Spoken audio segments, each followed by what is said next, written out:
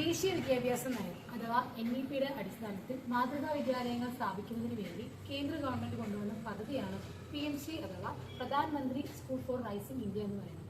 5 വർഷ കാലയളവിന് വേണ്ടിയിട്ടാണ് ഈ പദ്ധതി കൊണ്ടുവന്നത്. ഈ പദ്ധതിയിലൂടെ അവർ ഉദ്ദേശിക്കുന്നത് എന്താണെന്ന് വെച്ചാൽ കേന്ദ്ര ഗവൺമെന്റിന്റെ അണ്ടറിൽ എടുക്കുന്ന സ്കൂളുകൾക്ക് അടിസ്ഥാന സൗകര്യങ്ങളിലുള്ള മാറ്റം, അതുപോലെ സ്പോർട്സ് ഗ്രാന്റ്, ലൈബ്രറി ഗ്രാന്റ്, ഇങ്ങനെയുള്ള കംപ്ലീറ്റ് സ്കൂളിന്റെ സ്ട്രക്ചർ തന്നെ, ഇൻഫ്രാസ്ട്രക്ചർ ഉൾപ്പെടെ കംപ്ലീറ്റ് സ്ട്രക്ചർ തന്നെ മാറ്റിയെടുക്കുക എന്നുള്ളതാണ് അവരുടെ മെയിൻ എയിം എന്ന് പറയുന്നത്. വേറൊരു ഇമ്പോർട്ടൻറ്റ് എയിം എന്താണെന്ന് വെച്ച് കഴിഞ്ഞാൽ ഇത് കേന്ദ്ര ഗവൺമെന്റിന്റെ സ്കീം ആയതുകൊണ്ട് തന്നെ കേന്ദ്ര ഗവൺമെന്റിന്റെ അണ്ടറിലുള്ള സിലബസ് ആയിരിക്കും നമ്മൾ പഠിക്കുന്നുണ്ടാവുക. അതായത് SCERT സിലബസിൽ നിന്നും NCERT സിലബസ് ആയിരിക്കും നമ്മൾ പഠിക്കുന്നുണ്ടാവുക. ആൻഡ് അവർ കൊടുക്കുന്ന സിസ്റ്റം എങ്ങനെയാണോ ആ സിസ്റ്റത്തിന്റെ അണ്ടറിലായിരിക്കും നമ്മൾ സ്കൂൾ പ്രവർത്തിച്ച് പോകുന്നുണ്ടാവുക. ഇതാണ് PMC എന്നുള്ള പദ്ധതി കൊണ്ട് മെയിനായിട്ട് അവർ എയിം ചെയ്യുന്നത്.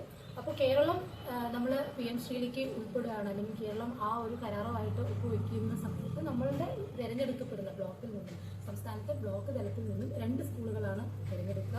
ഒരു ബ്ലോക്ക് തലത്തിൽ നിന്നും ഒരു പ്രൈമറി സ്കൂളും ഒരു സെക്കൻഡറി സ്കൂളായിരിക്കും തിരഞ്ഞെടുക്കുന്നുണ്ടാവുക. ഈ തിരഞ്ഞെടുക്കപ്പെടുന്ന സ്കൂളുകൾക്ക് പ്രതിവർഷം അവർ 1 കോടി രൂപ നൽകുകയും അതുപോലെ തന്നെ കംപ്ലീറ്റ് സ്കൂളിലെ സ്ട്രക്ചർ, സിലബസ്, അവർ സ്കൂൾ ചെയ്യുന്ന വർക്കിംഗ് സിസ്റ്റം എല്ലാം കംപ്ലീറ്റ് ആയിട്ട് അവർ ചേഞ്ച് വരുത്തുകയും ചെയ്യും. ഈ 5 വർഷ കാലയളവിന് ശേഷം വീണ്ടും സംസ്ഥാന ഗവൺമെന്റിന്റെ അണ്ടറിലേക്ക് സ്കൂളുകൾ വന്നാലും തിരിച്ചും നാഷണൽ ഈ സ്കീമിന്റെ അണ്ടറിൽ എങ്ങനെയാണ് സ്കൂൾ വർക്ക് ചെയ്തിട്ടുണ്ടായിരുന്നത് അത് തന്നെയായിരിക്കും, ആ സിസ്റ്റം തന്നെയായിരിക്കും ഫോളോ ചെയ്യുന്നുണ്ടാവുക. കേരളത്തിൽ നിന്ന് 300-ലധികം സ്കൂളുകളെയാണ് ഇതിനു വേണ്ടി സെലക്ട് ചെയ്തിരിക്കുന്നത്. ഈ പദ്ധതിക്ക് വേണ്ടി ടോട്ടൽ 27,620 കോടി രൂപയാണ് മാറ്റിവെച്ചിരിക്കുന്നത്.